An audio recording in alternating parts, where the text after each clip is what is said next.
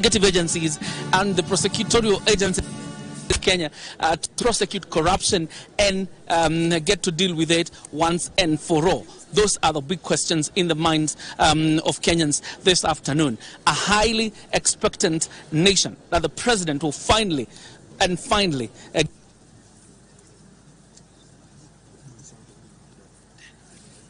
months. But members of the National Assembly continue to troop into the Assembly or the Chamber together with their fellow counterparts from the Senate. And you remember, because of space, both houses will be congregating in the chambers. That is the National Assembly chambers and not the Senate chambers. The Senate chambers can only accommodate about 67 people. But generally, we will be dealing with about 347 members of parliament. And that will largely be it when all of them congregate in that chamber for the State of the Nation address by President William Ruto. It's only a matter of minutes now before the president addresses the chamber. But what will happen? Once the president arrives, he will only inspect a guard of honor mounted in his honor by the Kenya Defense Forces. And once he's done with inspecting that guard of honor, he will also receive him will be the Speaker of the National Assembly, the Speaker of the Senate, leaders of majority, leaders of minority, and other chambers will receive him, and then he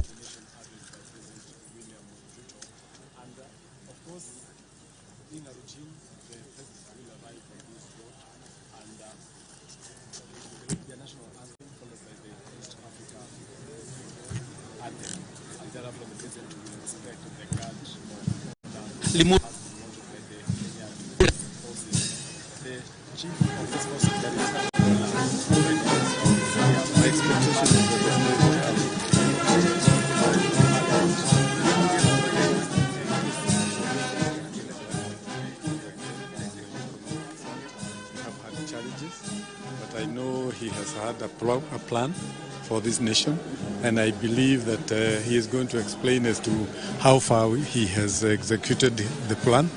I know he will also talk about agriculture, the effect of the fertilizer that he has given, the stabilization of the economy, and particularly the area of education, like a junior's secular education. And, you know, there's a lot that we are expecting. Particularly his plan for the starting the stored projects, and I believe he has got a plan because he has been working on this plan for some time, and I think that we are looking for a good year coming.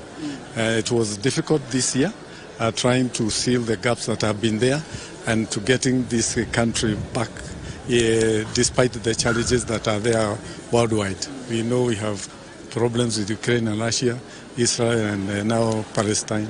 But we are also hoping that the rains that have come are also not going to put us into more problems. But I am looking forward for a good statement from the head of state. Absolutely. Yeah. We wish you a good listen. We'll reconnect after the State of the Nation. For sure. Probably get to take stock of what the president has said. So that largely will be the center of the focus as you've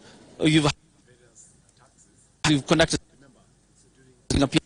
Top of the agenda of what the president is expected to speak about this afternoon. But of course, in the midst of the ongoing rains, the El Nino rains, there's a general expectation that the president will come up with solutions, and particularly activate the disaster response plan for Northeastern Province, or the former Northeastern Province, because Wajir, Garissa and Mandera.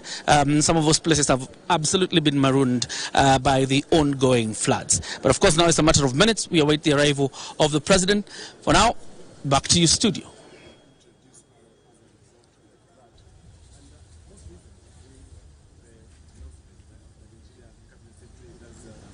where he announced the vision of various rates of government services, where if you have lost... Very well, the Deputy President Rigathi Gachagua has just arrived at Parliament buildings. Remember, it's a bicameral parliament, meaning that both the MPs and the senators are already inside the building, and any moment now we expect the head of state to be making his way to Parliament. But before he enters Parliament, as you can see there, the Kenya Defence Forces have mounted a guard of honor, which they expect the head of state will be inspecting before he makes his way inside of Parliament. And as all Kenyans, including me, are waiting and eagerly waiting for his speech, we are expecting that the head of state will touch on the scorecard of the Kenya Kwanza government in the last 1 year. A number of things that we are also expecting the head of state to be touching on is the foreign policy. We have seen him in a number of trips. We have seen a number of MPs, a number of prime ministers, a number of envoys come to the country to ensure that. But first things first, let's first of all cross over to Parliament. We are expecting also, we will be reaching out to our editor Edward Kabasa, who is also at Parliament building together with the Bunge team, and also Abdi Aziz are also keeping tabs with what is transpiring there. But I can tell you that the MPs and the senators are already seated. Maybe the last ones are already making their way to the National Assembly, where we expect the head of state is going to be making his State of the Nation address, his inaugural. And you do remember that a couple of years back, when we had already promulgated our constitution in 2010 and started actually using it, President Mwai Kibaki had a scorecard which majorly touched on matters devolution, because we were just setting up counties. When President Uhuru came in, he was the first person actually to start the counties in 2013, which was also a milestone. Now we are with the President William Ruto, who will be expecting to make his State of the Nation address amid a myriad of challenges in the country, including the implementation of the Kenya Kwanza manifesto, the cost of living, the floods that are currently ravaging many parts of the country, and also we expect a number of clarifications in regards to a number of issues of who we expect the head of state will also be making. Let me now hand over to my colleague Edward Kabasa live in Parliament.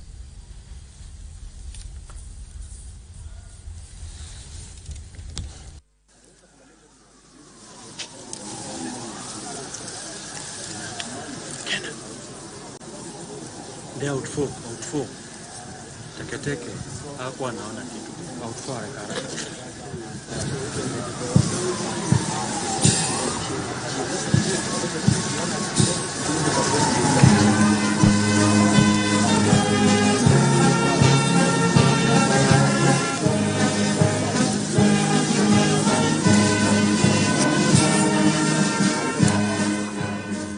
Address a joint sitting of Parliament. This comprises the members of the National Assembly and the members of the Senate. This is going to be the second address by the head of state, President William Ruto. The first time he addressed this house was on 29th of September 2022, when he was opening officially the 13th Parliament. This special broadcast is brought to you by the Parliamentary Broadcasting Unit in conjunction with the Kenya Broadcasting Corporation. My name is Edward Kabasa. I invite you to this live broadcast, which is also available on YouTube, courtesy of the Parliament of Kenya YouTube channel. That means you can watch this address on the go this afternoon, the 9th of November 2023. The State of the Nation address is delivered in accordance with Article 132, Sub-Article 1 of the Constitution, which provides for the President to address a special sitting of Parliament once every year and may address Parliament at any other time. Once every year, The President is also expected to report in an address to the nation on all the measures taken and the progress achieved in the realization of the national values referred to in Article 10, and to publish in the Gazette the details of the measures and progress under sub-paragraph. The head of state is further expected to submit a report for debate to the National Assembly on the progress made in fulfilling the international obligations of the Republic.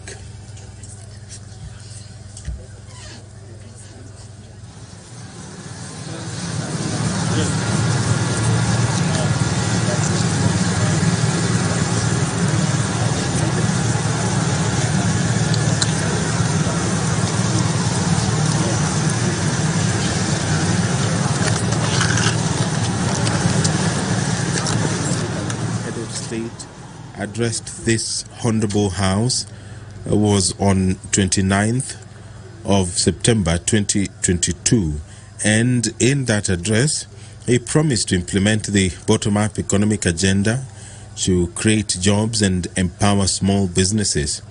The President also pledged to achieve the universal health coverage. In that address, the President also pledged to connect all Kenyans to the internet by 2030. These were promises that the head of state were making to the country, and of course,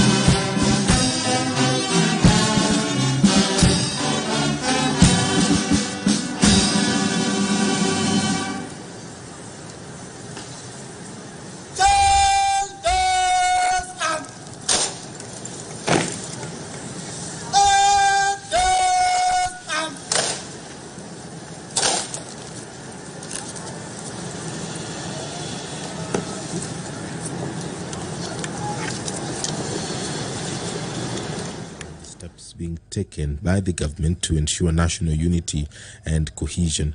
It is also worth noting that already there is a plan which is underway, spearheaded by the parliament, that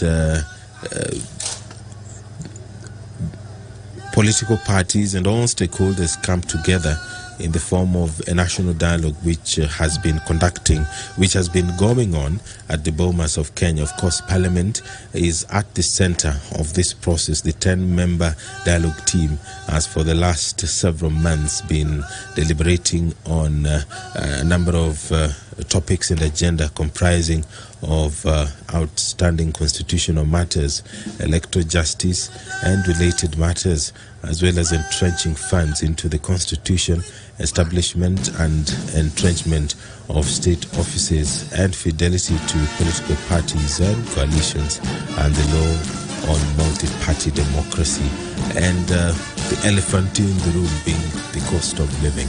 If you're just joining us, these are live pictures from the National Assembly chambers, where a joint sitting of Parliament is about to begin.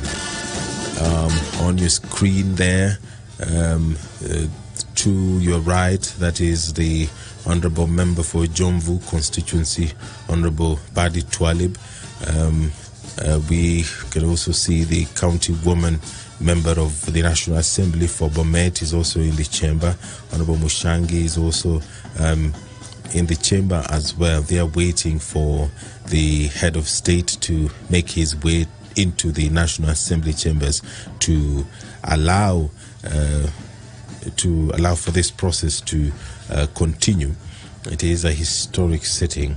Kenyans do really see such kind of sittings perhaps twice every year. Now, during his last address to Parliament, the President asked this House to consider a mechanism in the standing orders to facilitate cabinet secretaries to articulate government agenda, explain policy and answer questions on the floor of the House to enhance executive accountability to the people of Kenya through their elected representatives.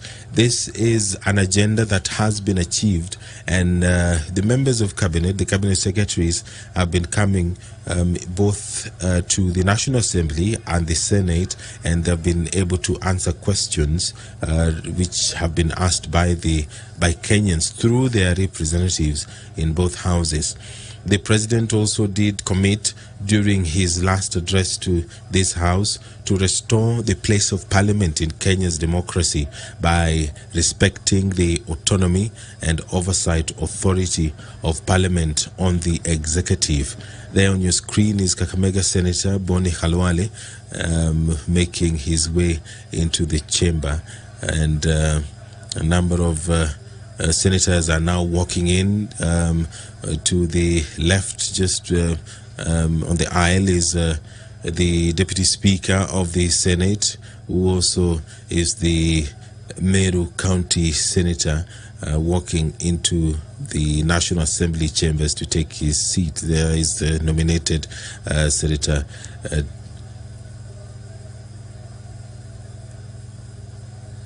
This special sitting of Parliament was communicated both by the Speaker of the Senate and the Speaker of the National Assembly, and the President is expected to address it any moment now. When he last addressed Parliament, the President pledged to scale up productivity in agriculture and make sure that every Kenyan farmer, fisherman and pastoralist contributes to sustainable economic growth by contributing to adequate and affordable food. He also did pledge to allocate 50 billion shillings every year to the Hustlers Fund, from which micro, small and medium enterprises would access affordable credit to start and expand their businesses. The President said that there was tremendous opportunity for Parliament to fully take up its role in resolving the systemic issues that limit access to affordable homes and affordable financing. He did call Parliament to be at the center of ensuring that Kenyans have access to affordable homes. And perhaps that is another topic that the head of state might revisit so that he updates the country on what has been done so far to ensure that Kenyans have access to affordable living. We have seen the launching of affordable housing projects. Today, the president was in Ruto to inspect such a project, and he has on many occasions talked about the need for Kenyans to afford decent living, and Kenyans are already contributing to that every month. There are some deductions that are going towards the affordable housing. The president, when he last addressed Parliament on 29th of September, did speak about electricity, that the government shall facilitate the development of innovative and effective modalities to provide better off-grid systems, including enabling consumers to form small cooperatives for that purpose. We may perhaps revisit this and update the country on what has been done so far. And it is not just about infrastructural development. The president will update the country on what is being done to ensure that Kenyans uphold our national values. Those are some of the things that the head of state is expected to address in his speech this afternoon to this joint sitting of Parliament. In his previous address, he did speak about health, where he said that Kenya is bound by duty to take measures to make universal health coverage a reality and liberate Kenyans and their families from the threat harrowing poverty that stalks them every time a family member falls seriously ill. In the plan, then, he said that through the support of Parliament and through the support of all Kenyans, the government will restructure the primary healthcare system so that it puts more resources into promotive, preventive, and early diagnosis of diseases.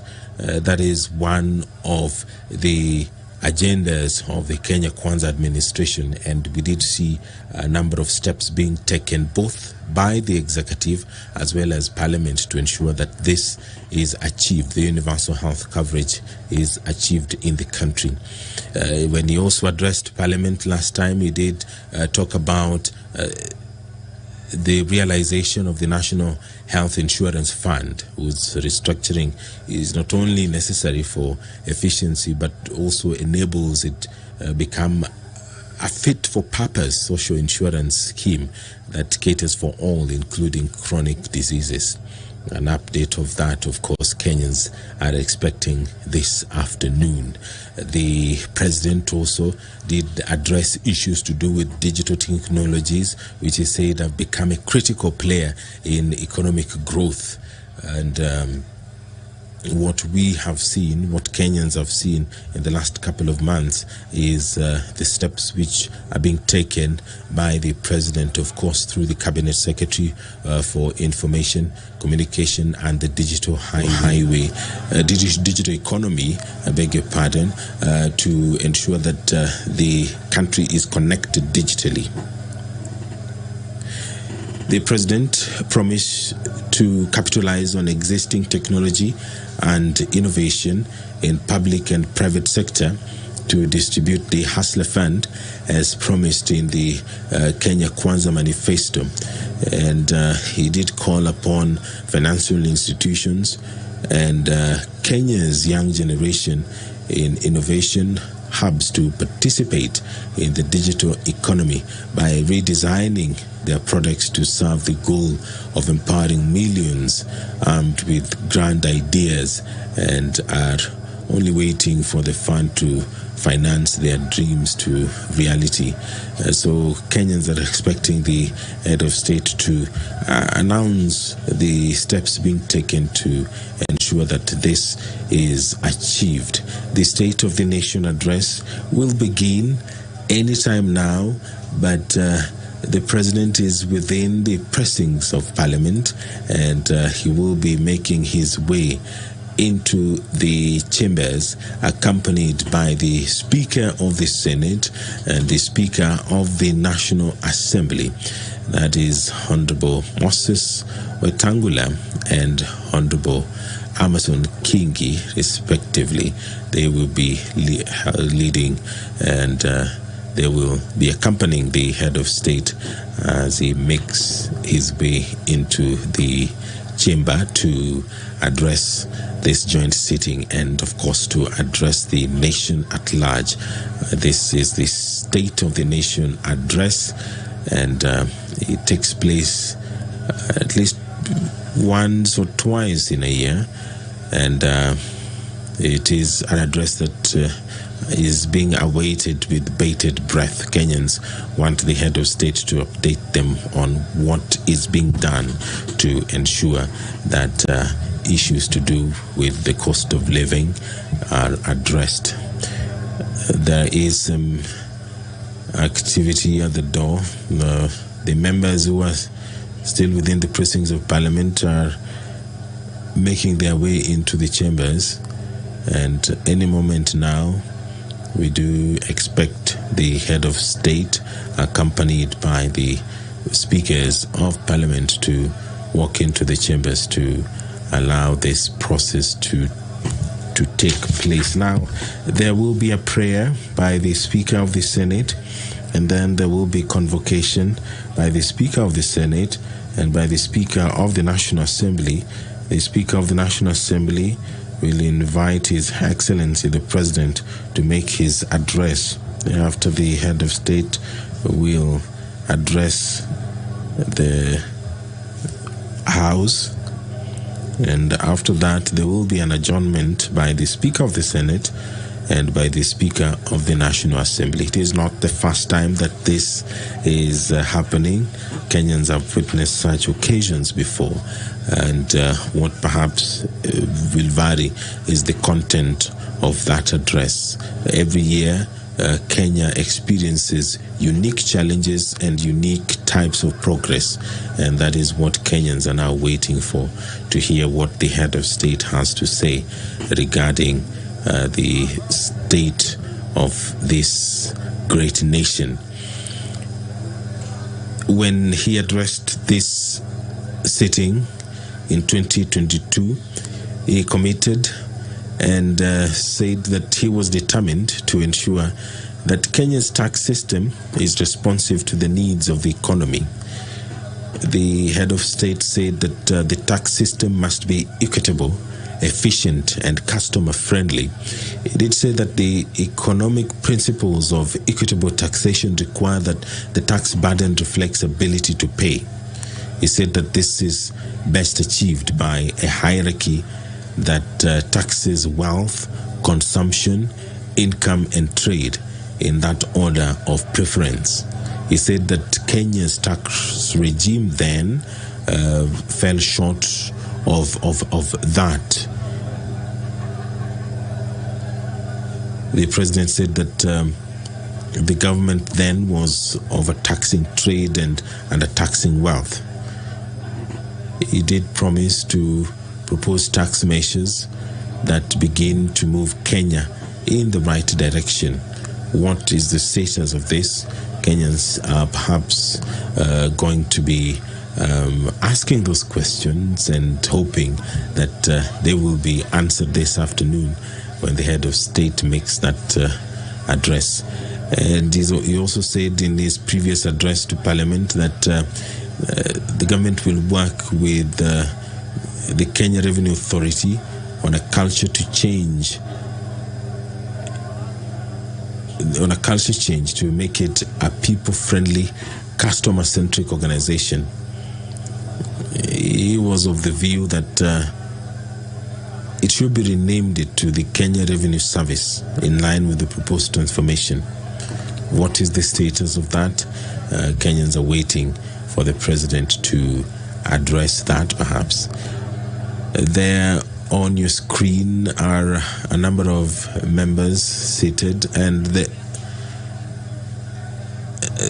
on your screen there is the corridor that is leading to the National Assembly chamber.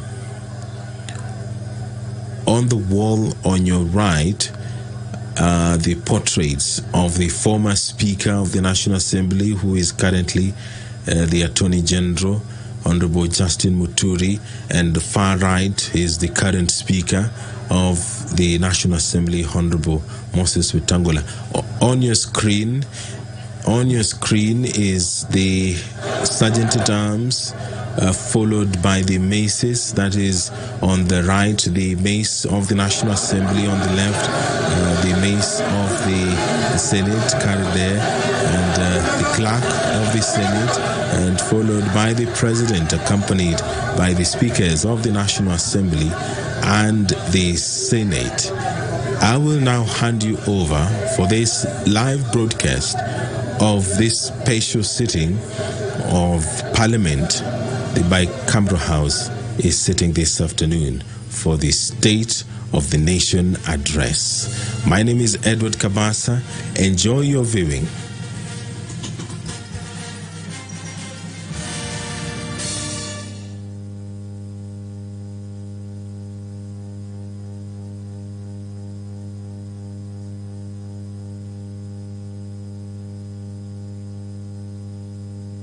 Hiyo imekuwa ni bendi na Rais William Ruto.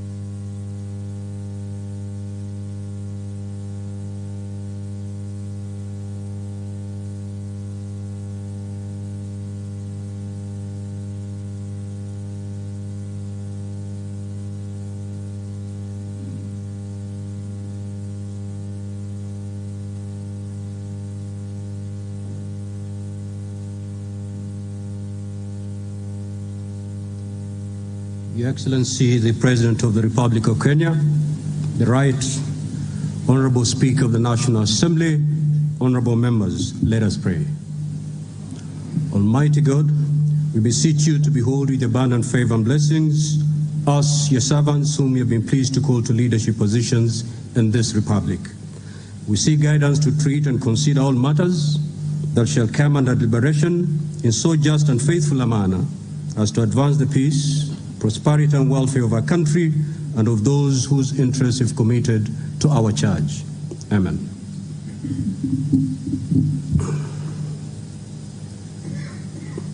You may be seated.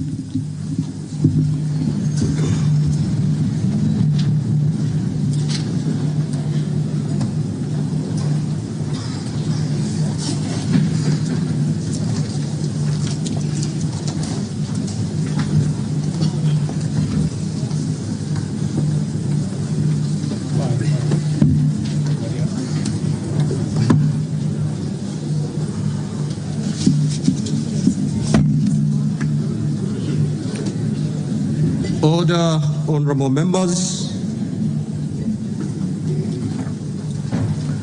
Your Excellency, the Honorable Dr. William Samoei Ruto, CGH, President of the Republic of Kenya and Commander-in-Chief of the Kenya Defense Forces, the Right Honorable Speaker of the National Assembly, the Honorable Moses Wetangula, AGH, MP, Honorable Members of Parliament. Article 132(1) of the Constitution of Kenya requires the President to address the special sitting of Parliament of Kenya once every year and at any other time.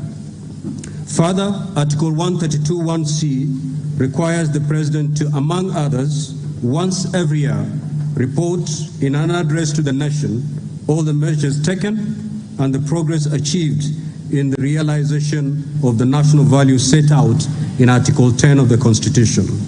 In addition, Article 240, subsection 7 of the Constitution requires the President, in his capacity as the chairperson of the National Security Council, to report to Parliament annually on the state of the security of the Republic.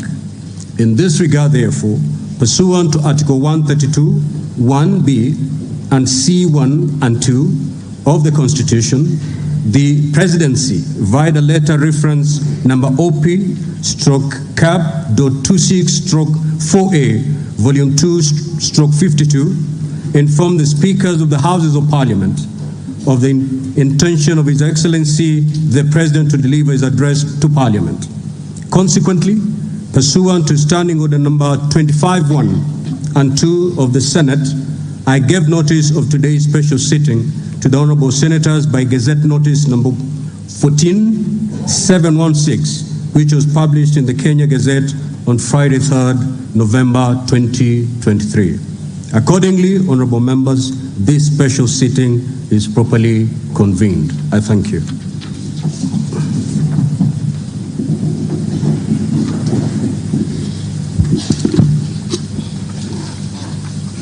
Your Excellency, Honorable Dr. William Samoei Ruto, CGH, President of the Republic of Kenya and Commander-in-Chief of the Kenya Defense Forces, the Right Honorable Amason Kingi, EGH MP, Honorable Speaker of the Senate, Honorable Members of Parliament, members of the Diplomatic Corps, distinguished guests, ladies and gentlemen.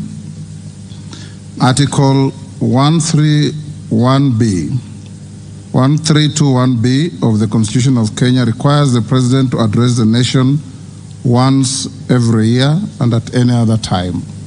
Further, Article 1321C requires the President to once every year report in an address to the nation on measures taken and progress achieved in the realization of our national values. Additionally, Article 1321C Roman 3 of the Constitution provides that the President shall submit a report for debate to the National Assembly on the progress made in fulfilling the international obligations of the Republic. In this regard, honorable members, by way of a message to the House dated 26 September 2023, His Excellency the President conveyed his desire to address a joint sitting of the Houses of Parliament today, 9th November 2023. Therefore, pursuant to the provisions of Standing Order 22 of the National Assembly Standing Orders, and by Gazette Notice number 14715, which was published in the Kenya Gazette on 3rd November 2023, I gave notice of this special sitting of Parliament to the members of the National Assembly. Accordingly, honorable members, this special sitting is properly convened. Your Excellency, in the custom of Parliament, we recognize invited guests seated in our galleries. I therefore wish to recognize the following guests who are seated in the Speaker's row. Her Excellency Rachel Ruto, EGH, First Lady of the Republic of Kenya, and other members of the First Family. His Excellency Honorable Rigathi Gachagua, EGH, the Deputy President of the Republic of Kenya and the spouse of the Deputy President, Her Excellency Pastor Dorcas Rigathi. The Honorable Musalia Mudavadi, EGH, the Prime Cabinet Secretary. and Minister of Foreign Affairs. Your Excellency, honorable members, also present in the Speaker's row this afternoon are the Honorable Lady Justice Martha Koome, EGH Chief Justice and President of the Supreme Court, Her Lady Justice Philomena Mbete Mwilu, MGH Deputy Chief Justice and Vice President of the Supreme Court. They are accompanied by Honorable Justice Eric Ogola, Principal Judge, the High Court, Honorable Justice Oscar Angote, Presiding Judge in Environmental and Land Court, and Honorable Justice Brian Ongaya, MBS, Principal Judge, Employment and Labor Relations Court. We are similarly pleased to host the former Vice President of the Republic, the Honorable Stephen Kalonzo Musyoka, EGH, who is also the co-chair of the National Dialogue Committee. We are also honored to have in our midst the immediate former speakers of the Houses of Parliament, the Honorable Justin B.N. Muturi, EGH, who is the current Attorney General of the Republic, and the Honorable Kenneth Lusaka, EGH, the Governor of Bungoma County. Your Excellency, allow me to also recognize the Chairperson of the Council of Governors, who is also the Governor of Kirinyaga County, the Honorable Anne Waiguru, EGH, and the Honorable Johnson Sakaja, Governor of Nairobi City County. May I also accord special recognition to all Cabinet Secretaries present, Mr. Felix Kosgei, Chief of Staff and Head of Public Service, Principal Secretaries, members of the Diplomatic Corps, and heads of constitutional commissions and independent offices present in Parliament today. Your Excellency, I wish to make a special mention of the Chief of the Kenya Defense Forces, General Francis Ogola, and the respective service commanders, the Inspector General of Police, and other leaders of our disciplined forces who are seated at the Speaker's row. We are grateful for their distinguished service to the nation. To all invited guests, karibuni sana kwa bunge. Honorable members, distinguished guests, ladies and gentlemen, it is now my singular honor and privilege to invite His Excellency the President of the Republic of Kenya and Commander-in-Chief of the Kenya Defense Forces to address this special sitting of Parliament. Welcome, President.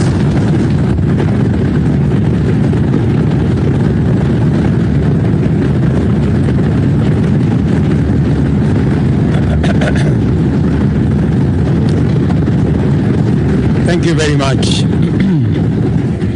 Thank you very much, honorable members.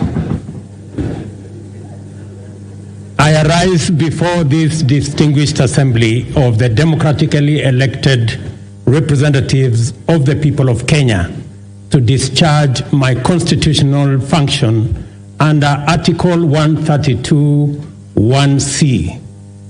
The occasion requires me to give an account to the people of Kenya, the measures taken by their government under my leadership, and to give full expression and effect to the soul of our constitutional dispensation by implementing the national values and principles of governance set out in Article 10 of our Constitution.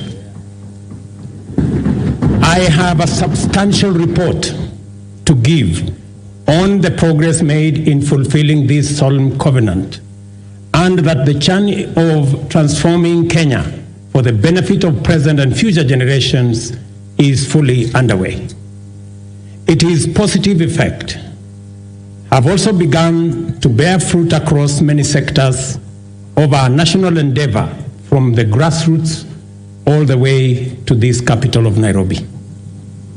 On the 13th September 2022 last year, when I took office, I undertook to ensure the urgent transformation of our economy and to stop and reverse the negative trends of runaway unemployment, yawning inequality, and widespread poverty, which have denied Kenyans their dignity and extinguished their dreams. The mass appeal of the bottom-up economic transformation agenda was due in large part to the fact that its development and articulation, as well as its content and implementation strategy, represented our national values in action. It was inclusive, democratic, committed to social justice and the protection of the marginalized. Our commitment to bring the national values and principles of governance to life in order to significantly enhance the well-being of every individual and promote the unity, stability, security, and development of our country began long before the last election and will endure well beyond our term. It has been my manifest intention to live up to all the commitments set out in the plan, and despite enormous challenges and tremendous difficulties, we have made encouraging progress in a positive direction.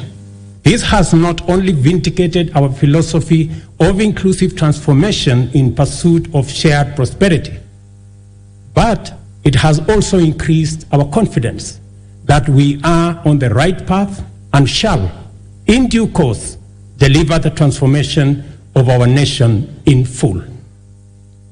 It is important for us to point out that we began the implementation of our mandate to transform Kenya's economy from the bottom up under extreme difficult circumstances, not to excuse failure or to justify inability or omission to do the necessary work. Not at all. Rather, we do it to emphasize the significance of our progress, underscore the possibility of transformation under daunting conditions, and express well-founded confidence that when sufficient progress is made, we shall do much more and go much further in delivering the Kenya we want for our generations and also for posterity.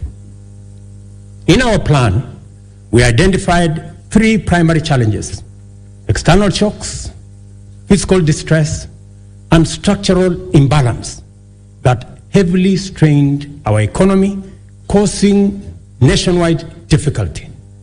The COVID-19 pandemic, coupled with global supply chain disruptions and geopolitical conflicts, significantly raised inflation and interest rates, adversely affecting our economy, while low agricultural investment and a prolonged drought led to food shortages and made Kenya a net importer of food in a volatile international market. It was under conditions of such extreme difficulty that the people of Kenya entrusted us with the responsibility of simultaneously generating effective solutions to immediate problems, providing a credible pathway to stability in the medium term, and undertaking long-term structural transformation of our economy, but in a manner which paid attention to the needs and aspirations of Kenyans, especially those at the bottom of the pyramid. The transformation of our economy is not only desirable and important, it is also necessary and urgent. And the people of Kenya have made this clear at every opportunity. Our duty as leaders is to listen keenly and comply with the people's wishes. Kenyans want to proceed in a new direction and demand a new conversation that puts ordinary Kenyans, the mama mboga's security, well-being, interests, and aspirations at the front and center of all policy and governance discourse. Citizen freedoms and fundamental rights lie at the heart of enterprise and democracy. Accordingly, our governance system must be fit for purpose, able to protect people and their belongings, safeguard freedom, facilitate democracy, and promote market efficiency. To do this, law enforcement must be robust, judicial integrity, efficiency and independence, absolute, and the right to the protection of law, non-negotiable and impartial. Our police service and other actors in the justice, law, and order chain including the judiciary, must therefore be professional, independent, impartial, effective, and inspired by national values and principles of governance.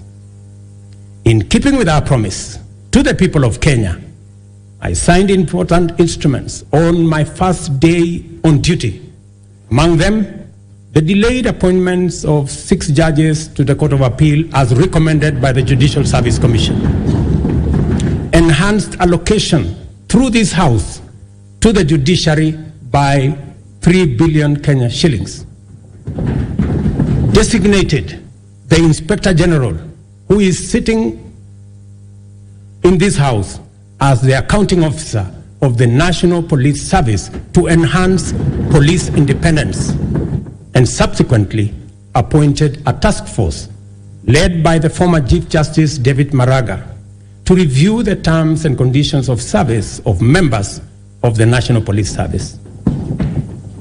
This was necessary, members, so that we can cement our place as a nation on the firm foundation of the rule of law. Together with the people of Kenya, we have changed everything. We have transformed the national political conversation from personalities to issues, from regional or ethnic lages to opportunities for all our young people, from divisions to inclusion, and from status quo to the bottom-up economic transformation for shared prosperity. To date, Kenyans remain fully seized of the agenda, engaging vigorously and with unrelenting focus on expanding agricultural productivity to deal with the cost of living, affordable housing to create enterprise, jobs, and dignified dwellings, universal health coverage for a healthy, productive nation, and digital transformation to create e-commerce, create jobs, and make government efficient, effective, and accessible, especially government services. Also, fintechs, including the Hustler Fund, have benefited from the space around technology and the digital transformation.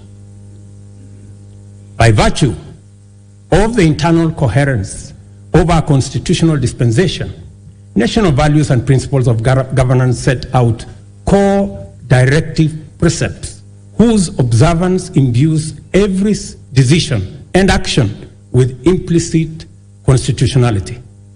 To the extent that our plan is aligned with Article 43, the implementation of the bottom-up economic transformation agenda is a program to intensify the actualization of national values with a special focus on citizens at the bottom of the pyramid. From the first day in office, we have worked hard every day to move our agenda forward amid many challenges to forge a path in the direction of progress. This is the essence of our commitment, to make progress despite challenges and move forward by overcoming great obstacles.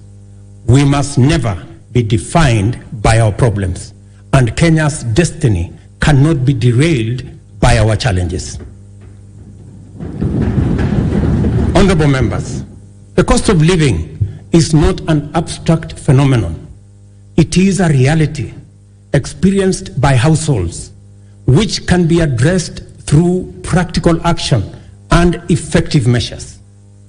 One of the most salient interventions in addressing the high cost of living is the strategy to support agricultural production throughout the sector, ranging from food and cash crops as well as livestock value chains. I am committed to put the shame of hunger behind us once and for all. We rolled out a countrywide farmer registration and fertilizer subsidy program that has made available 5.5 million bags to farmers across Kenya.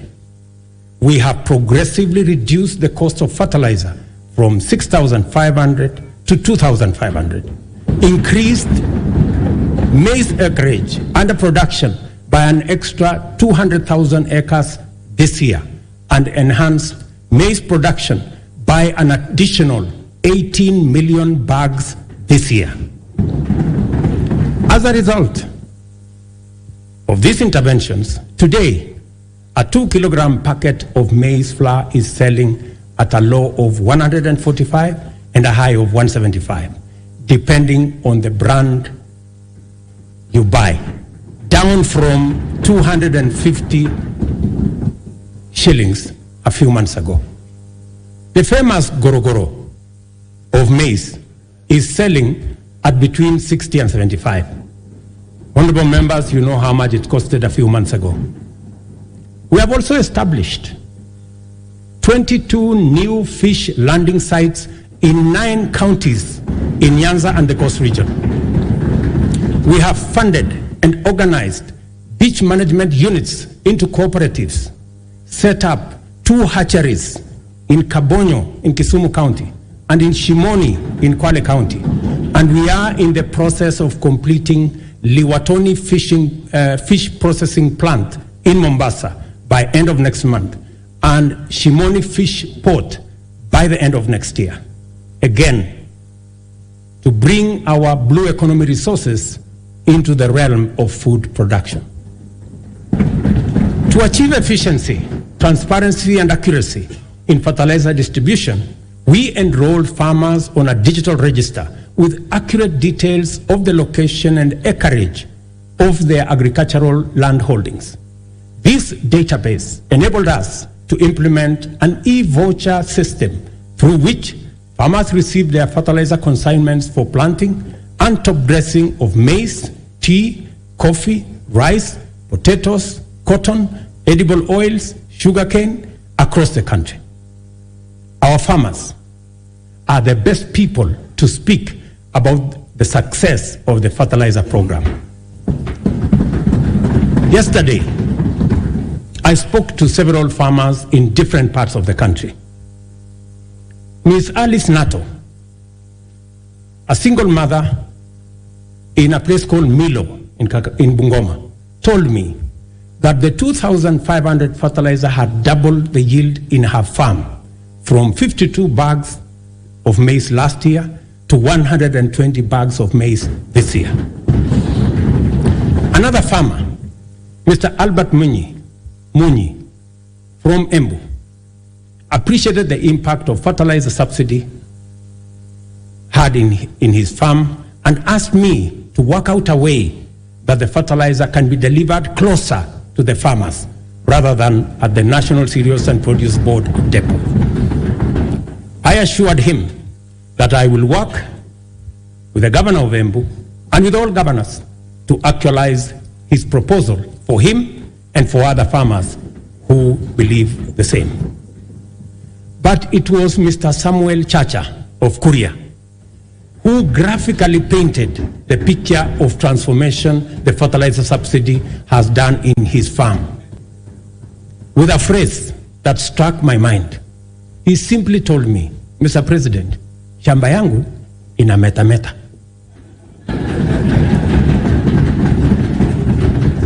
Further, we have made adequate arrangements, including investment in necessary infrastructure to facilitate post-harvest management and to prevent post-harvest losses.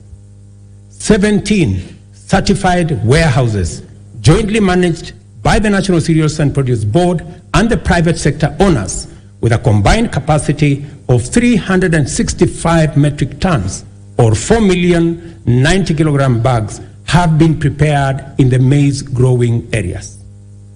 The National Cereals and Produce Board shall provide a subsidy maize drying service to farmers at a fixed cost, as was announced by the Minister, of Kenya shillings 70 per bag, which is a significant improvement from the previous rate of Kenya shillings 350 per bag. Yesterday again, the first consignment of the 100 mobile dryers this House facilitated my administration to buy for use by our farmers. I announced to you yesterday the first consignment of the dryers docked in the country. Additionally, we are enhancing dairy productivity for better farmer returns. The government, working with milk processors, and I had a long conversation with them in Nakuru. We are mapping the country to ensure coolers are supplied where they are needed. Soon, farmers will be paid based on milk quality, boosting incomes, and they can also enjoy global market access. Our reforms in the coffee sector are bearing fruit, with our farmers set to earn 4 times advance pay for their crop, from a low of 20 to now Kenya shillings 80, following the allocation of Kenya shillings 4 billion from the Coffee Cherry Fund that was ably facilitated by this House. Coffee reforms regulations will give farmers the necessary representation and weight at the national coffee auction. It is my intention to make sure that the auction operates with farmers at the center of it. These measures are expected to aid ongoing efforts, including expanding production to new counties and double coffee output in the next 4 years. The government of Kenya is currently restructuring public sugar mills, expediting the leasing of 5 companies for rehabilitation and expansion to boost industry competitiveness before the Commercial Sugar Safeguards expire. The objective includes creating a competitive sector, raising farmer incomes, and enhancing productivity. This House agreed with my cabinet that we waive Kenya shillings 117 billion non-performing debt for government-owned sugar factories, for which I am grateful to this House. This House also approved 1.7 billion shillings that will go into paying farmer arrears and other complications that arose out of the challenges our sugar sector was facing. I want to promise this House that in the next couple of weeks, we shall be dispersing that money so that farmers in the sugar growing area can go home for Christmas with their money. As earlier indicated, our public borrowing had long crowded out the productive sector from the financial markets, raising the cost of credit and slowing down trade and commerce. As I told Kenyans on my first day in office, times were difficult and many people are struggling, and necessary and effective sustainable solutions were urgently needed. We must admit, honorable members, that as a country, we had been living large and way beyond our means. The time has come, therefore, to retire the false comforts and illusionary benefits of wasteful expenditure and counterproductive subsidies on consumption, by which we dug ourselves deeper into the hole of avoidable debt. The new direction may not be easy, but it is ethical, responsible, prudent, and most importantly, necessary. We've had to take hard decisions and make painful choices because we owe it to the people of Kenya to do the right thing and to confront facts as they are without flinching or equivocating. We have worked hard at home and abroad to mobilize a broad coalition of bilateral development partners.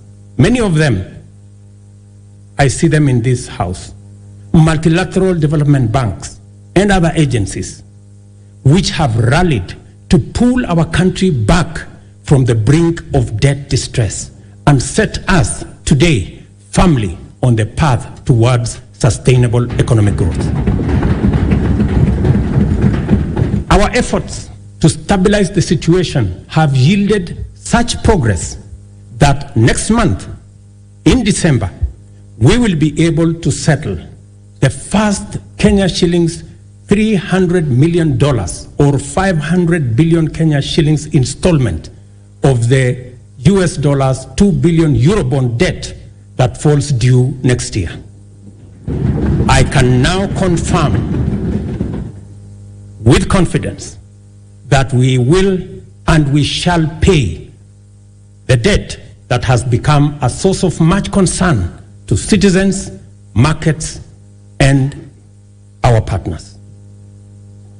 Having said this, I further announce to the nation that our intention, consistent with sustained effort here and abroad, have enabled us to normalize our relations with the International Monetary Fund, the World Bank, the Africa Development Bank, and various development partners to such an extent that they are now working with us to implement the bottom-up economic transformation plan. As I earlier indicated, our public borrowing had long crowded our productive sector from the financial markets, raising the cost of credit and slowing down trade and commerce, especially the micro, small, and medium enterprises, including Mama Mboga. Consequently, many enterprises and entrepreneurs were referred for blacklisting by the credit reference bureaus, where 7 million borrowers were listed by last year. We committed to provide affordable and accessible credit and restore small business owners to good standing with credit rating agencies.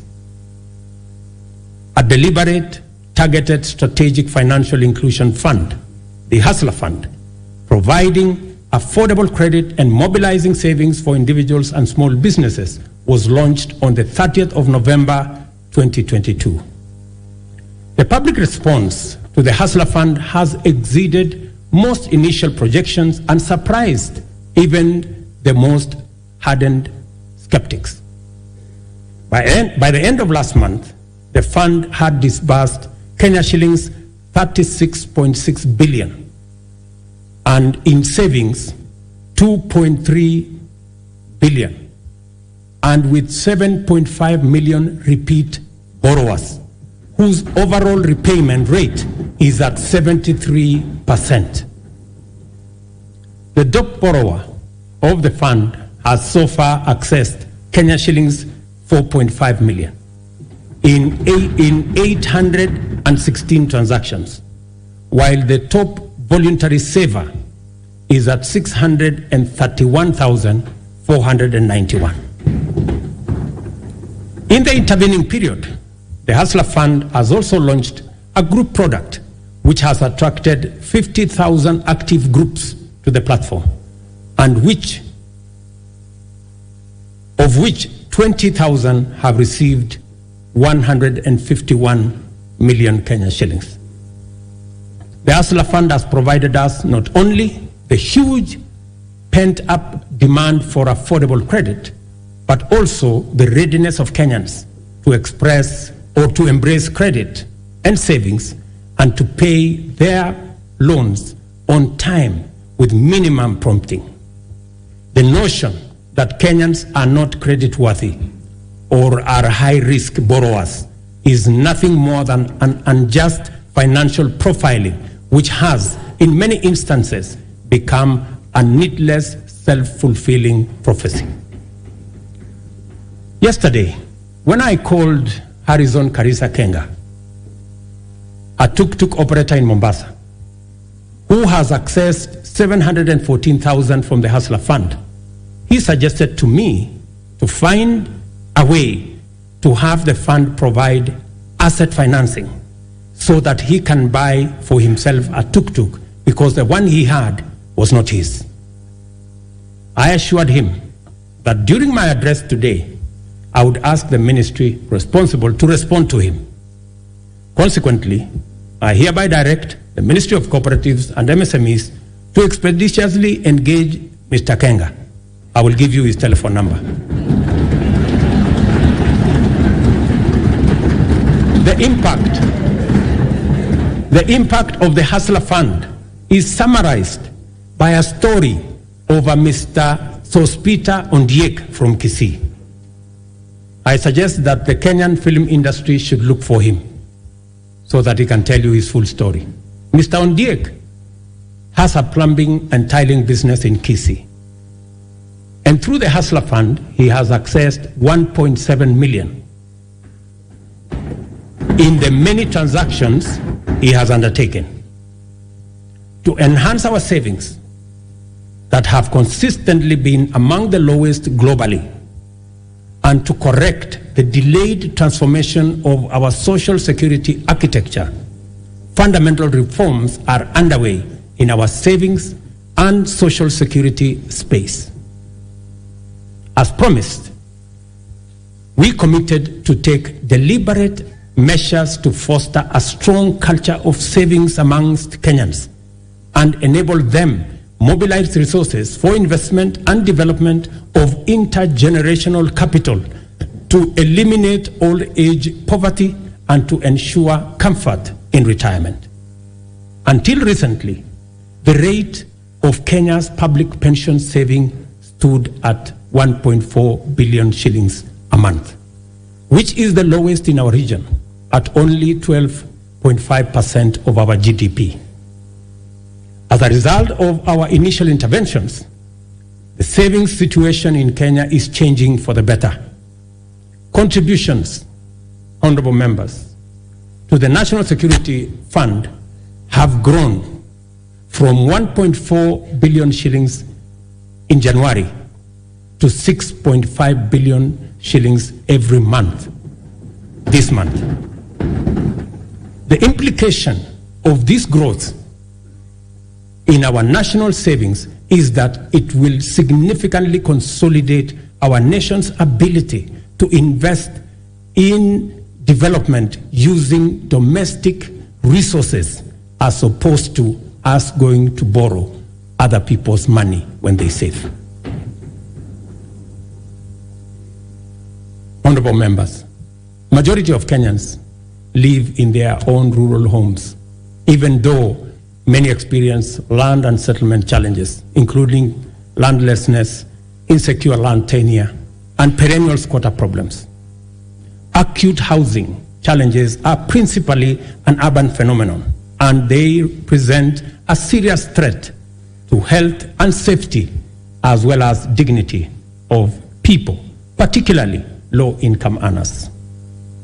The proliferation of slums in our urban areas indicate the extent of this serious problem and the urgency with which it must be addressed to enable Kenyans have greater choice in leading dignified, safe, and healthy lives affordably. Low supply of affordable housing units in Kenya is acute, making rent a huge component of the cost of living for many households. The increase in affordable housing units is a strategic intervention to not only supply affordable dwellings for Kenyans, but also as a means to reduce the cost of living. 3 categories of houses will be supplied by this program: social housing, affordable housing, and for the rest, market rate housing. Interest on financing is where we intend to make the big difference. Interest at the moment, as all of us know in this house, is at almost 18%. But under this program, all interest should be or will be at single digit. For social housing, the interest will be at 3%. You know, honorable members, that we all get 3%. So even the people in the social space, they also deserve to get 3%. Those in the affordable housing space will get 6% and 9% for the people in the market category. The affordable housing program has received tremendous support from county governments across Kenya. And I want to thank governors, and I know the chair of the Council of Governors is here, through her, all governors who have worked with us to make sure that this program becomes a reality. The construction of 46,792 units in various parts of Kenya is already underway. while another 40,000 are ready to commence in a couple of weeks. 50,000 Kenyans are working. People who were previously unemployed, they are now engaged directly and indirectly in this enterprise. And the numbers will significantly increase as the projects move into the next phase and as we roll out many more units. A total of 746,795 housing units are in the pipeline as I talk to you, under various stages of delivery. More jobs are being created with the formalization of the Jua Kali clusters, providing products like doors, hinges, and windows. And this morning, as I visited one of the sites that I went to launch the construction in March, I was amazed that a site that was flat in March today, and I was with the Member of Parliament for Ruiru, today has 8 11-block units, almost at 60% complete. And I also met the Jua Kali cluster for Ruiru, and they have been given a contract of 140 million to be able to supply doors and windows. Architects, engineers, quantity surveyors, masons, electricians, plumbers, transporters, steel and cement factory workers, and hardware merchants will be partakers in this transformative plan. I spoke to Moses today at the site in Ruiru, an electrician, and he told me out of the 1,700 workers in the site today, he was in charge of 114 electricians who are engaged in that site. And he asked me, Mr. President, make sure the next site is ready for us, because we will finish this ahead of time. Let me also say, we are constructing 400 markets across Kenya to provide Mama Mboga with a dignified working environment, complete with water, electricity, and other amenities. And I want to thank members of this House for participating in various ways and working with us and also with the counties in identifying the right locations for these markets. Ladies and gentlemen, honorable members, our education system must develop a formidable reservoir of skill, talent, highly competitive and innovative human capital to support our vision of an economically transformed Kenya. Within weeks of taking office, I appointed the Presidential Working Party on Education Reform, led by Professor Raphael Munavu, my former teacher, who provided clarity on transition to the new competence-based curriculum and made further recommendations on necessary reforms in our education system from early childhood all the way to the tertiary levels. The Working Party concluded its work and submitted a report whose recommendations are already being implemented. The urgent and vexing question of transition to junior school has been settled, and the Kenya Primary School Education Assessment will be used for the exclusive purpose of monitoring learners' progress and not for placement in any grade. In keeping with our commitment, 56,750 new teachers have been employed. I'm sure the Honorable Milemba can confirm this. While 8,200 primary school teachers were retrained to equip them with capacity to effectively deliver learning and teaching at junior school levels. With changes to the entry requirements for teacher training colleges, admission has increased by 300%, to now 20,456 trainees. I was privileged to be in Kwale last week to open the Kwale Teacher Training College, which had only less than 100 students a few months ago. And when I went there, the principal told me that the numbers have increased 4 times.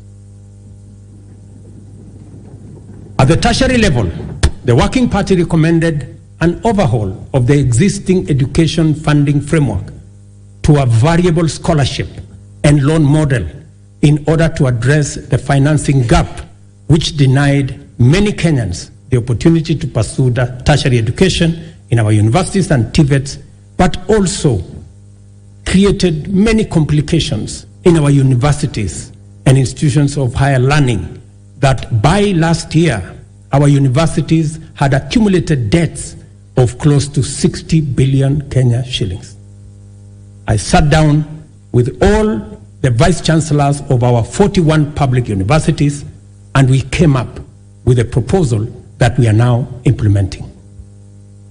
The new model for financial support is student-centered and deploys a rigorous impartial means testing instrument to establish the level of need of every student, which then becomes the primary consideration in allocating scholarships and loans.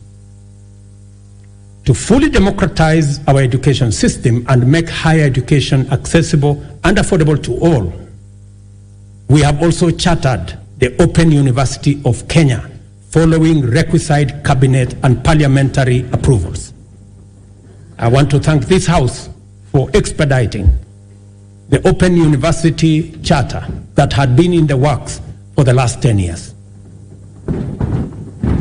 I also want to announce to you that the first 1,000 students will report next month.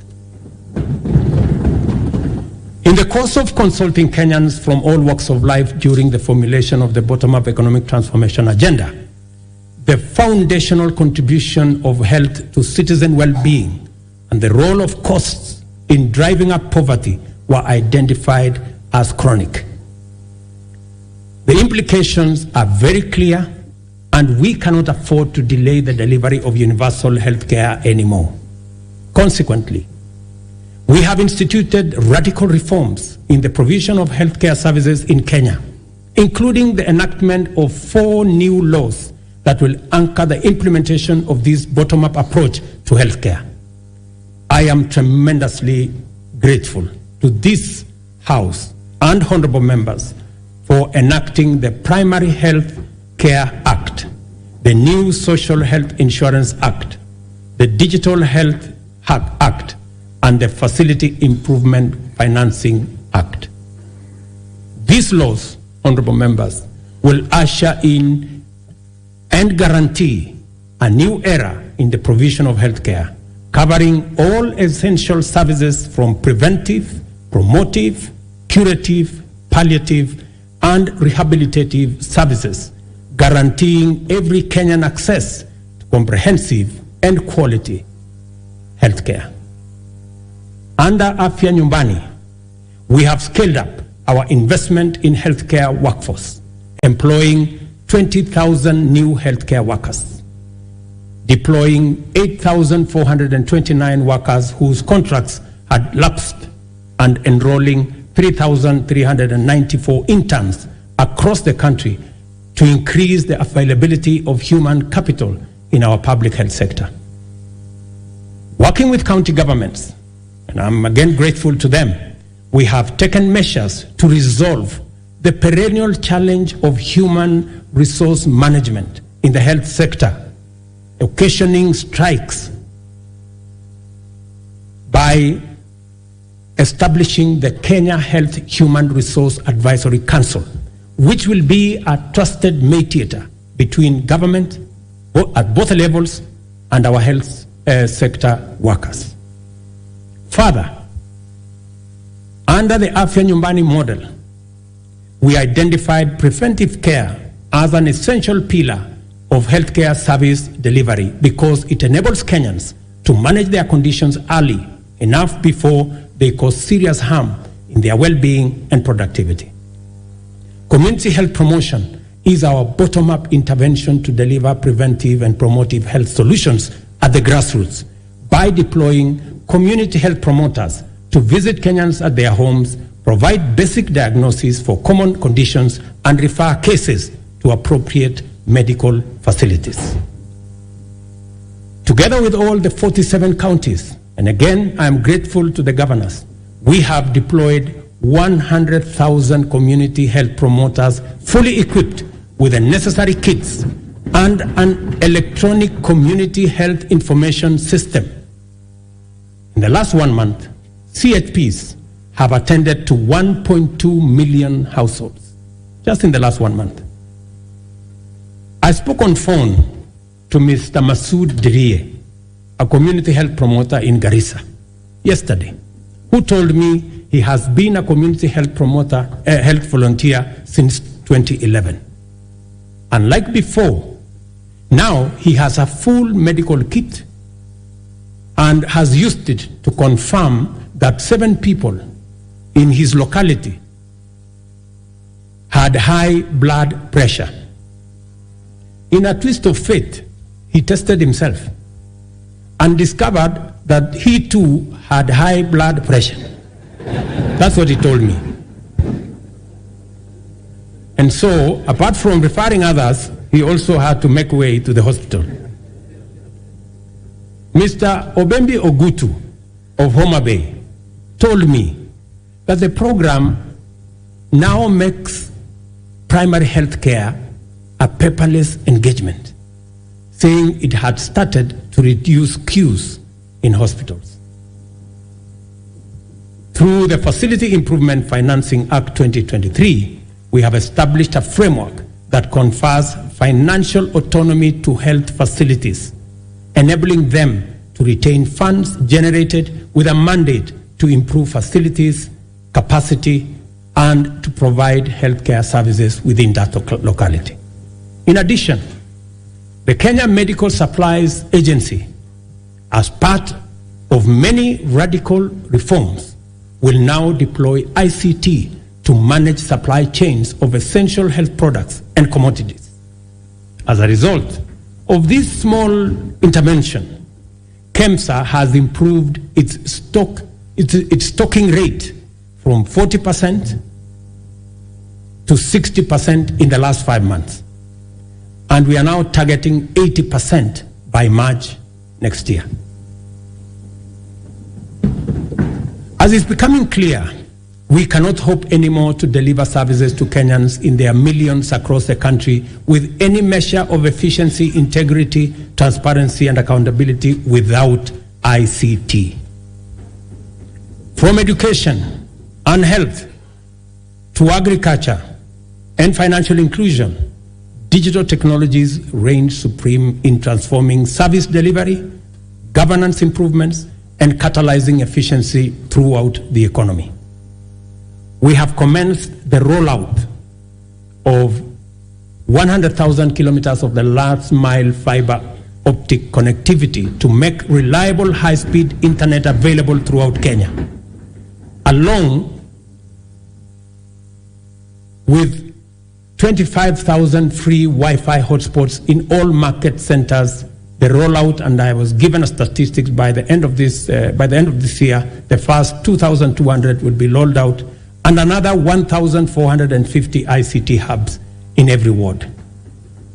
I want to thank the membership of this House for considering to change the NGCDF Act so that you can also deploy those resources in the ICT space and enable millions of young people in your constituencies and wards to access internet and technology for digital jobs, e-commerce, and to give them the possibility of working on remote jobs.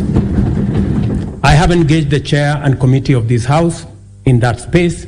We have agreed on the model of how the ICT hub will look like, and I am truly grateful that Parliament came through and considered changing the law so that we can work on this together. We have expanded digital provision of public services to encompass 13,000 services to date, and it is my commitment to ensure full digitization by the end of next month. Our decision to enhance efficiency and integrity in the provision of government services has gone a long way to improve revenue collection.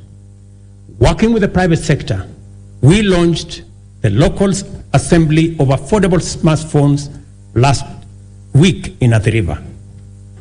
Digitization and automation enhance service delivery and citizen satisfaction, and also assures greater accuracy, transparency and accountability, and reduces opportunity for corruption in the course of transacting with government ministries, departments, and agencies. Corruption, honorable members, wastage, inefficiency, and negligence are serious threats to our transformation agenda and unacceptable practice that has no place in our nation. I have given my firm assurance to the people of Kenya that cases of misconduct and corruption shall be dealt with ruthlessly, with finality, and expeditiously.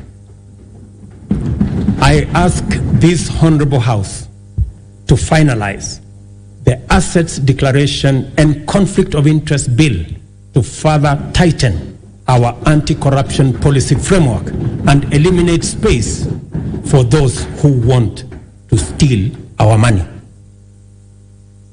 The security and safety of all citizens is our foremost commitment and most fundamental obligation, without which every other endeavor is not possible.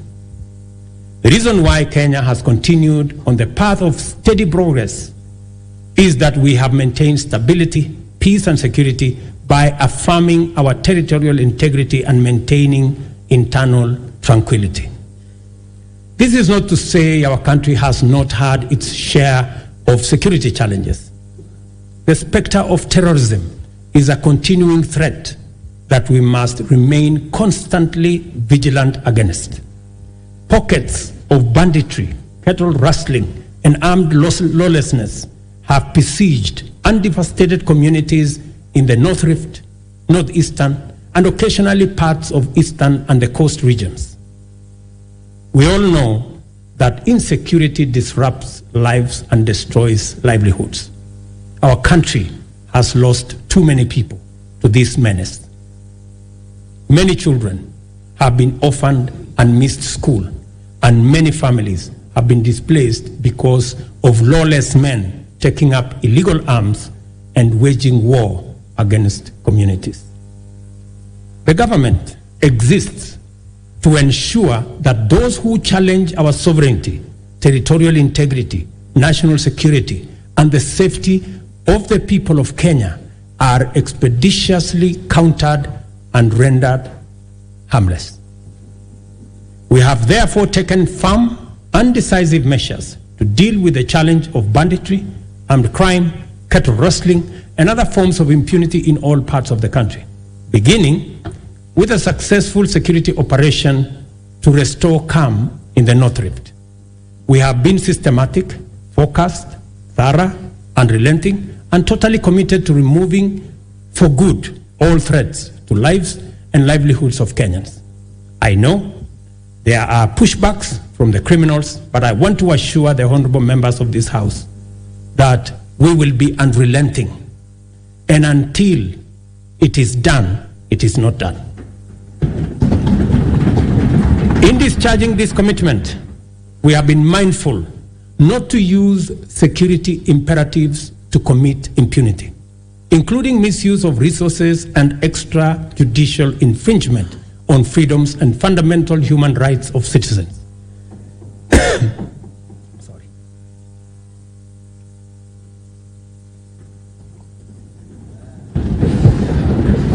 Sorry. We are conscious to provide security as a public service for the benefit of law-abiding citizens and as a guarantor of economic growth. Therefore, Our security services have been committed to a citizen-centric, rights-focused, inclusive, and community-based security strategy.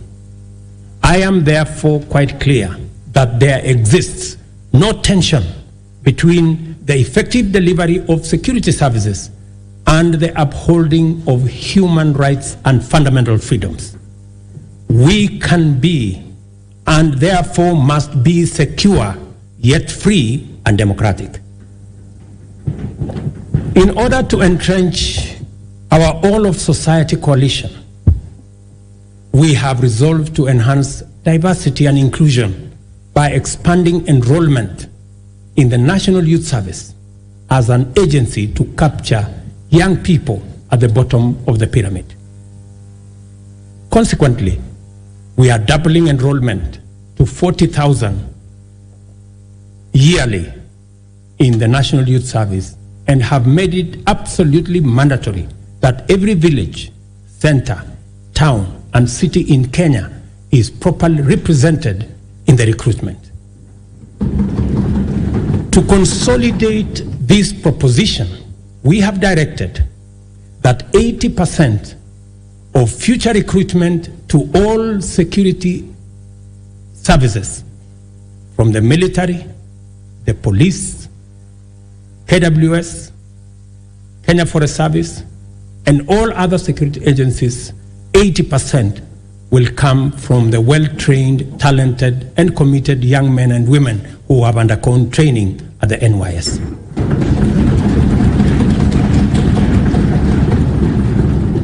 Kenya finds itself continuously summoned to its duty of care to serve as a reliable anchor to our region's security, peace, and stability. We continue to answer our historic, moral, and strategic responsibilities to deploy our resources in solidarity with our region in general and our immediate neighborhood in particular. To prevent the imminent collapse of Goma in eastern DRC, which we have had would have had serious consequences for the wider East African region, we deployed our troops under the East African Community Regional Force. We have continued to anchor the fight against Al-Shabaab in Somalia under the Africa Union Transition Mission in Somalia. The Kenya Defense Forces continues to make Kenya proud, and I salute them. It is our firm position that only a democratically accountable system that is sensitive and responsive to the adverse and diverse composition of Sudan can secure that country.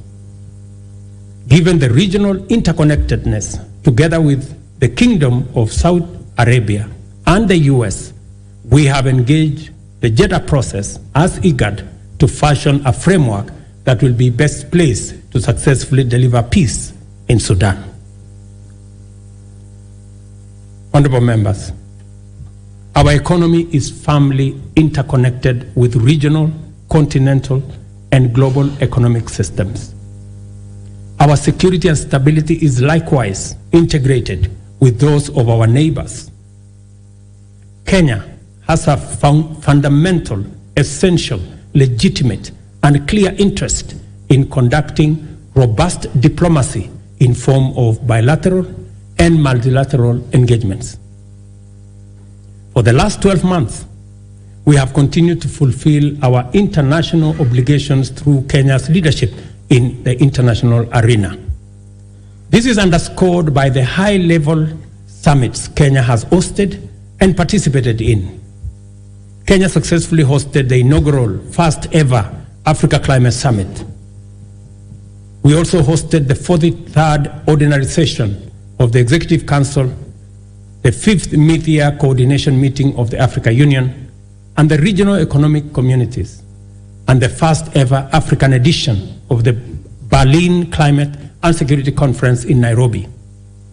All these summits have brought into our country about 30 heads of state and government and over 30,000 delegates from different parts of the world. The government has made deliberate efforts to to harness the immense and potential of Kenyans also in the diaspora.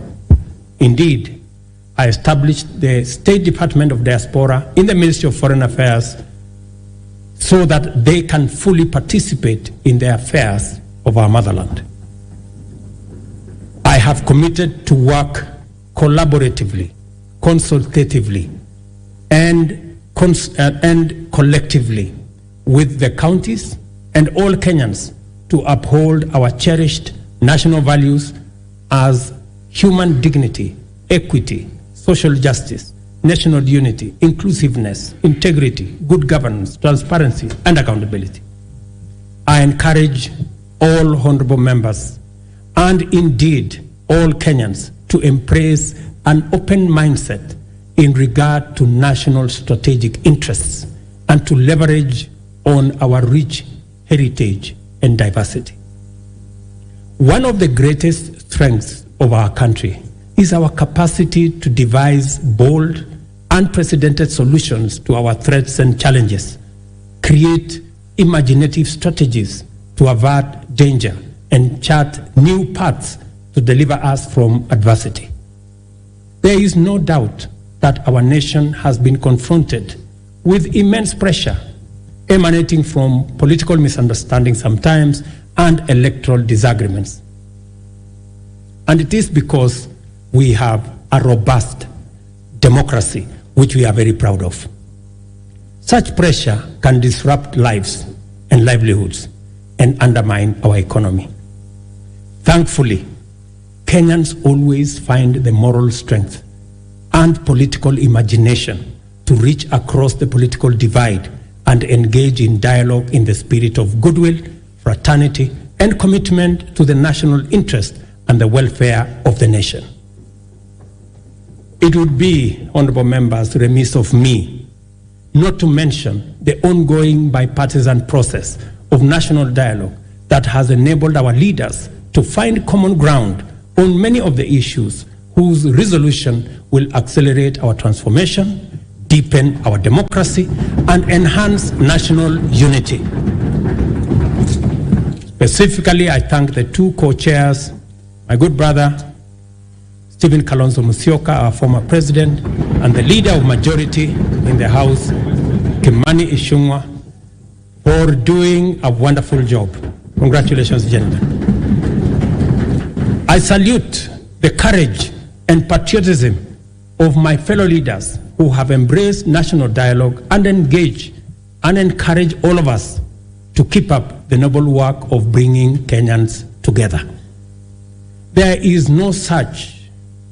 so much to report about the progress we have made in serving the people of Kenya and transforming our economy. I have provided only a summarized highlight of the most salient instances of transformational progress in my address.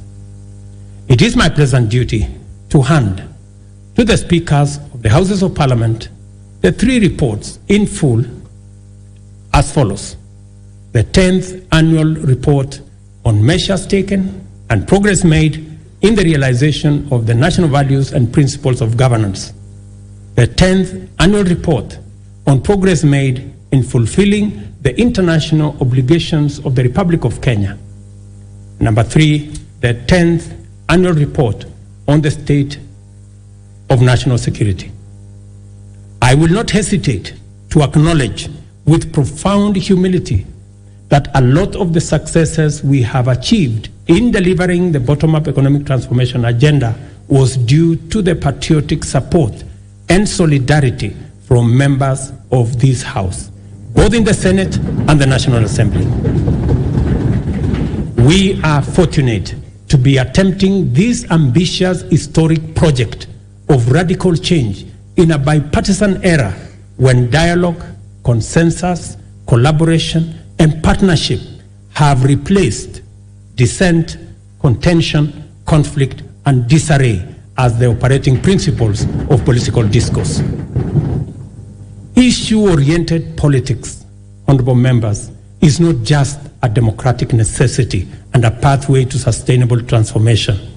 It is the most effective way of mobilizing diversity for collective national good.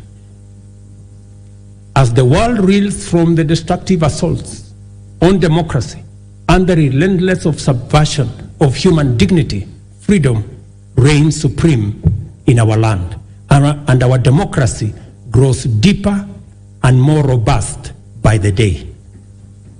Our collective resolve as a nation to further entrench constitutionalism, democracy, good governance is a unique quality, confers on us an incomparable advantage, the power to face the future without fear, to imagine a transformation that extends to posterity and envisions prosperity that benefits our children's offsprings and beyond. As long as we put the welfare of the people of Kenya as our central agenda and play our respective roles in ensuring that government is effective and accountable, efficient and transparent, Kenya's best fortunes are well within our reach. I am persuaded, honorable members, beyond any reasonable doubt, that we shall achieve transformation beyond our wildest dreams within this generation.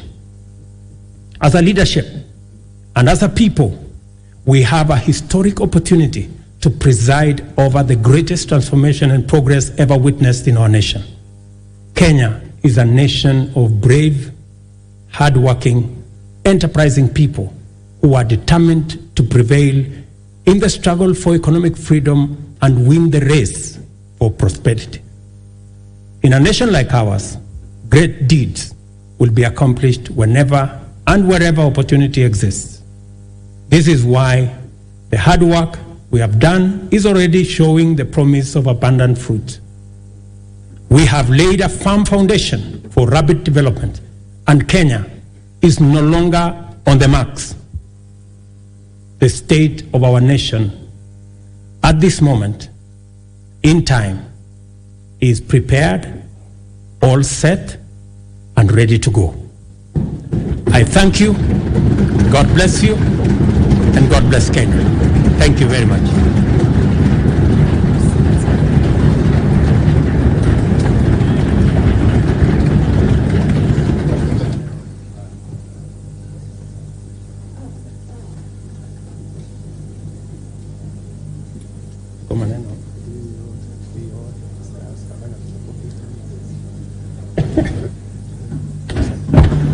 Thank you very much.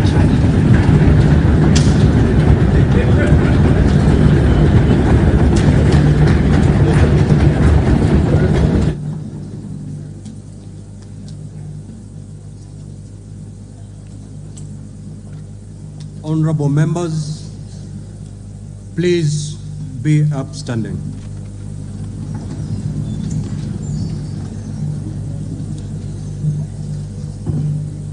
Your Excellency the President, the Right Honorable Speaker of the National Assembly, honorable members, we have come to the conclusion of the business of the day, and it is now time to adjourn.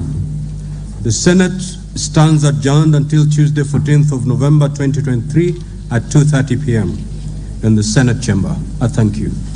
Honorable members remain upstanding. Honorable members of the National Assembly, the National Assembly now stands adjourned until Tuesday, 14th November 2023 at 2:30 p.m. May I also take this opportunity, Excellency the President, to invite all honorable members and our guests to our reception at the Parliament courtyard. May I also request all of you honorable members and our guests to remain standing in your places until the procession of His Excellency the President and the speakers leave the chamber. I thank you.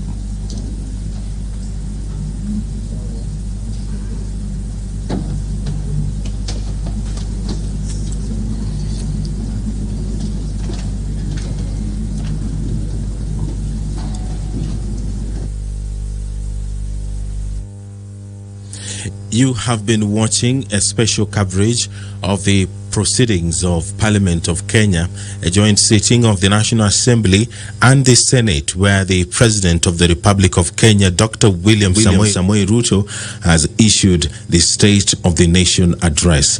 This live broadcast has been brought to you by the Parliamentary Broadcasting Unit in conjunction with the Kenya Broadcasting Corporation. My name is Edward Kabasa. Good evening.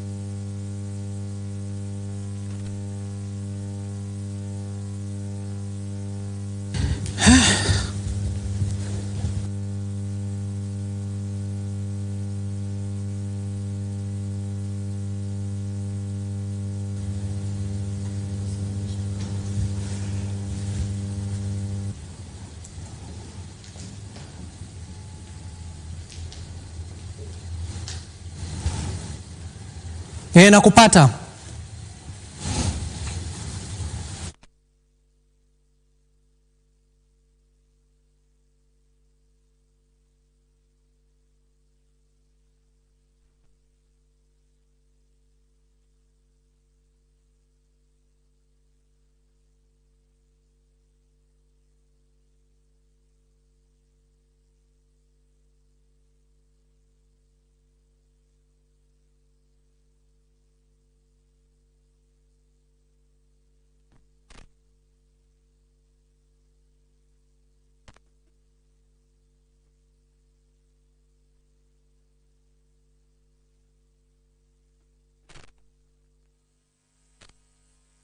The nation. That is live images from the corridors of the Augusta House, where President William Ruto is leading that particular delegation, and of course a host of dignitaries and high-ranking government officials who are just alighting the stairs. That stairs leads to the Speaker's ballroom, where they've been able to listen to President William Ruto's speech that has lasted for just over an hour. He started at 3 exactly and just concluded a few minutes ago.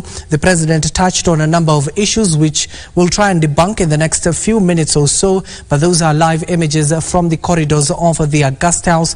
We saw a number of dignitaries and high-ranking government officials from even the opposition, led by none other than the Wiper Party leader Kalonzo Musyoka, and of course we have been able to gather a lot from President William Ruto's speech.